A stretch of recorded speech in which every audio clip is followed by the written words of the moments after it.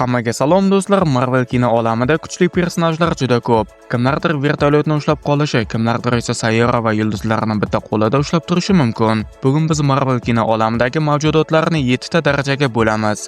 Eng kuchsiz qahramonlardan to eng kuchli mavjudotlargacha. Shu videoga like bosmagan odam kuzatuvchidek sip-silliq kal bo'lib qolsin. Miriqib suhbat qurdik.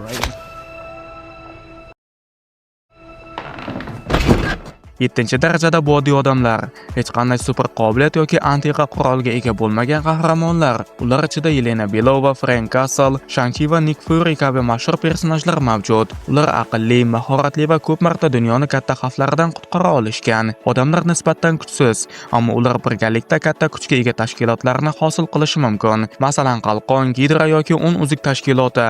Ammo yodingizda bo'lsa kerak, Kapitan Amerika yoki Qishki askar kabi personajlar Qalqon yoki Hydrani yo'q qilishni xohlab qolishsa, shunaqa kuchli tashkilotlar ham o'zlarining kuchsiz ekanligini his qilishadi.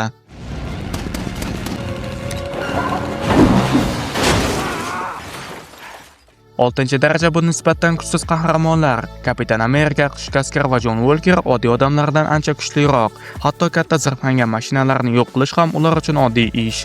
Ammo ular 6-darajaning eng past qismidan joy olishadi.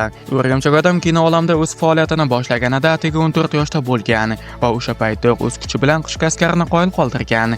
Albatta Kapitan Amerika uni yenga olganda, Peter 14 yosh bo'lgan paytida, ammo hozir hatto tez yurar poyezd ham uni o'ldira olmaydi. Mutatsiyadan keyin esa uning kuchi yanada oshishi aniq. 6-darajaning eng kuchli a'zosi bu Namor. Marveldagi dengizlar hukmdori, hattoki Wakanda ham uning kuchi oldida ojiz qoldi. Faqatgina uning jismoniy kuchi yoki tezligida emas, Namor 500 yillik bilim va tajriba egasi. Buning ustiga yer yuzasidagi eng kuchli mamlakatlardan bittasi ham unga tegishli.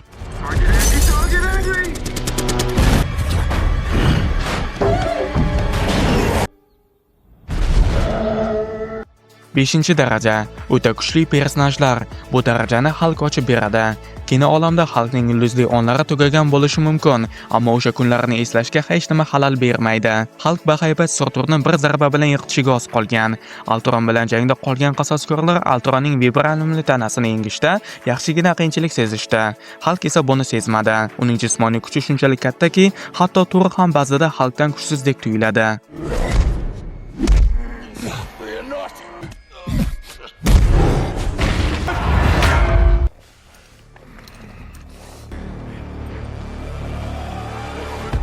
Ammo keling tan olaylik, hozir Thor Hulkni osongina yenga oladi.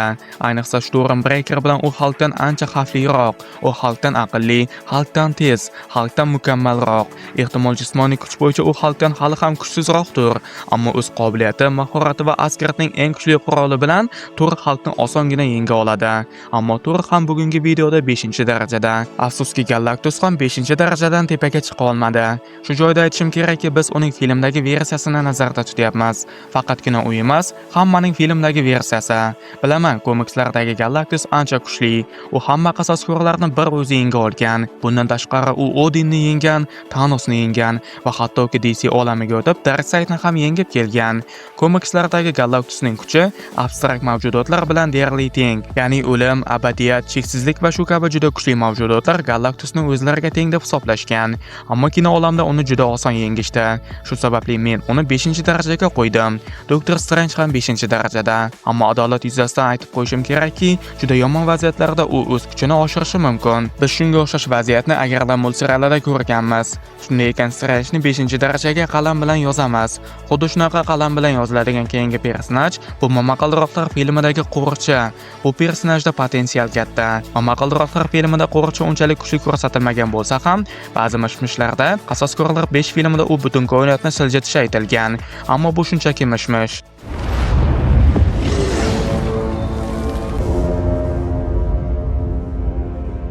4-daraja bu koinot darajasi va uni Celestiallar ochib berishadi. Abadiylar filmida biz ularning kuchini ko'rdik. Ular osongina yulduzlarni yarata olishadi. Ma'lumot uchun, hattoki eng kichik yulduzlar ham butun yer sayyorasidan yuzlab marta katta bo'lishadi. Endi katta yulduzlar qanchalik katta ekanligini tasavvur qiling. Celestiallar komikslarda ham juda katta obro'ga ega. Ular hamma Beyonderlarni va simbiotlar shohi Nolni yaratishgan. Ha, shunaqa kuchli mavjudotlar ham komikslarda aynan Celestiallar tomonidan yaratilgan. Ammo ko'p hollarda Celestiallar o'zlari yaratgan mavjudotlardan kuchsizroq bo'lishgan. Masalan, Beyonderlar Celestiallardan, ya'ni o'z yaratuvchilardan kuchliroq. Kino olamda ham bu qasqon gallalar o'zlari yaratgan mavjudotlardan kuchsizroq. Odamlar orasida ham Celestiallardan kuchliroq bittasi bor.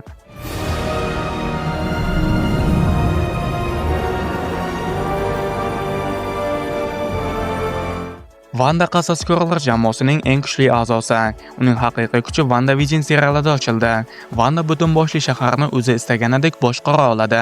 Qadimgi bashoratga ko'ra, u butun koinotni xuddi shunday boshqarishi yoki yo'q qilib yuborishi mumkin. Lekin eng dahshatlisi, Wanda barcha olamlardagi darhol kitoblarini yo'q qila oldi. Marvel kino olamida boshqa olamga ta'sir o'tkazish juda katta kuch talab qiladi.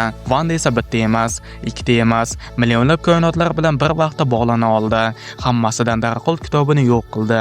Hattoki Celestiallar ham bunaqa kuchga ega emas. Wandaning kuchini abstrakt mavjudotlar bilan taqqoslash mumkin, ya'ni cheksizlik, abadiyat va o'lim kabi mavjudotlar bilan. Ular ham bu videoda 4-darajada bo'lishadi. Albatta, kimlardir abstrakt mavjudotlarni kino olamdagi eng kuchli mavjudotlardan deb hisoblashi mumkin, ammo ishonavering, ular aslida unchalik kuchli emas. Har holda keyingi personajlardan ancha kuchsiz.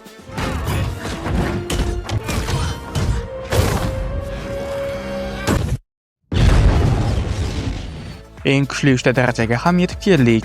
3-darajada joylashgan personajlar uchun koinot bunchalik katta narsa emas. Masalan, kuzatuvchi. Cheksizlik Ultron bilan jang paytida bu ikkisi ko'plab koinotlarni teshib o'tishdi va ba'zilarini butunlay yo'q qilishdi. Kuzatuvchida jangovar tajriba kam bo'lsa ham, uning kuchi bemalol cheksizlik toshlari bilan raqobatlasha oladi va ba'zida u hatto cheksizlik Ultronidan ham kuchliroqdek tuyuldi. Bilaman, ko'pchilik Thor filmidagi abadiyat personajini kuzatuvchidan kuchliroq deb hisoblaydi, ammo aslida abadiyat faqatgina bitta koinotni boshqaradi.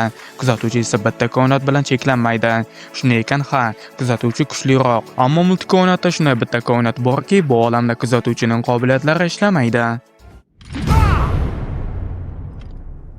Because you're in his world now. Stephen Strange.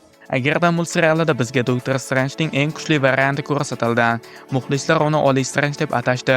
Multserial boshida Oliy Strange kuzatuvchidan kuchsizroq edi, ammo 3-mavsumga kelib uning kuchi kuzatuvchilarnikidan ham oshib ketdi. Ammo hattoki u ham 3-darajada qoladi. Now get out of my way. 2-daraja TVA tashkiloti. Avvalgi darajalarda biz koinotni boshqaruvchi mavjudotlarni ko'rgandik. Ba'zilari esa hattoki bir nechta koinotni osongina yo'q qilishgandi. Ammo TVA ulardan bir pog'ona baland. Loki serialining 2-mavsumida 20-30 ta TVA agenti qo'zg'olon ko'tarishgani ko'rsatildi.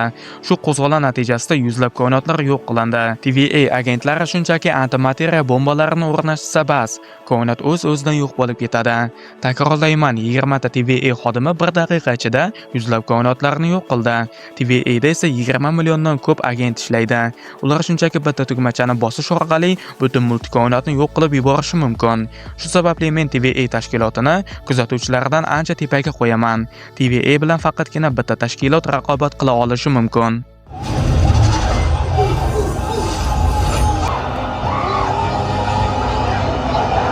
Kanglar jamiyati bu butun multikoinot uchun katta xavf. Hattoki Chumol odam 3 filmidagi bitta kang ham minglab olamlarni bosib olgani aytilgan. Bu sahnada esa o'shanaqa kanglardan kamida yana 1000 tasi bor.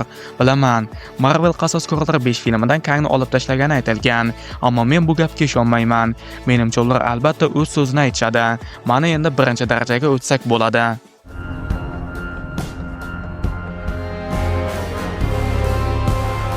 Loki Marvel kino olamidagi eng kuchli personaj. Ko'pchilik bunga sabab deb uning koinotlarini ushlab turishini aytishadi. Ammo aslida uning kuchi boshqa narsada. U vaqtdan tashqarida ham vaqt bo'ylab sakray oladi. Shu qobiliyati sababli u bir necha marta multikoinot yo'q bo'lib ketganini ko'rdi. Hamma vaqt oqimlari portlagan paytda Marvel kino olamidagi biz bilgan hamma mavjudotlar halok bo'lishgandi. Qasaskorlar, Celestiallar, abstraktlar, hammasi halok bo'lishgandi. Ammo Loki vaqtni ortga qaytarib o'sha portlashni 1000 martadan ko'p tomosha qilgan. qilgan. Aynan shuning uchun Loki Marvel kino olamidagi eng kuchli personaj.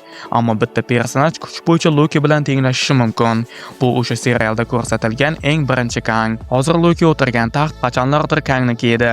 TVA tashkilotini ham aynan shu Kang yaratgan. Albatta Kang Lokichalik kuchli bo'lmasligi mumkin, ammo tajribali ekanligi aniq. Buning ustiga Loki daraxt shoxlarini ushlab turgani uchun o'tirgan joydan siljiy olmaydi. Kang esa erkin. U istagan ishini qilishi mumkin. Shuning uchun u hattoki Loki bilan ham tenglasha oladi. Aniq bilaman, hozir ko'pchilik birinchi darajada The One Oboy All chiqishini kutishgandi, ammo men komiksdagi personajlarni hisobga olmadim. Tirik tribunal ham kino olamida hozircha yo'q, faqatgina haykallarini ko'rdik xolos. Ayol Hulk serialidagi Kevinni ham men bu ro'yxatga qo'shmadim, chunki men uchun bu haddan ziyod bema'ni va menimcha siz ham shu fikrdasiz. Shunday ekan, Marvel kino olamidagi eng kuchli mavjudotlar bu Loki va Kang. Lekin bu albatta faqatgina mening fikrim. Agar bironta joyda adashgan bo'lsam, buni kommentariyaga yozing. Bundan tashqari siz o'z ro'yxatingizni ham yozib qoldirishingiz mumkin. Ehtimol men nimanidir hisobga olmagandirman. Anig'ini esa Qasoskorlar 5 filmida bilib olamiz. Videoga like bosmagan bo'lsangiz, bosib qo'ying. Keyingi videolarda ko'rishguncha sog' bo'ling, omon bo'ling.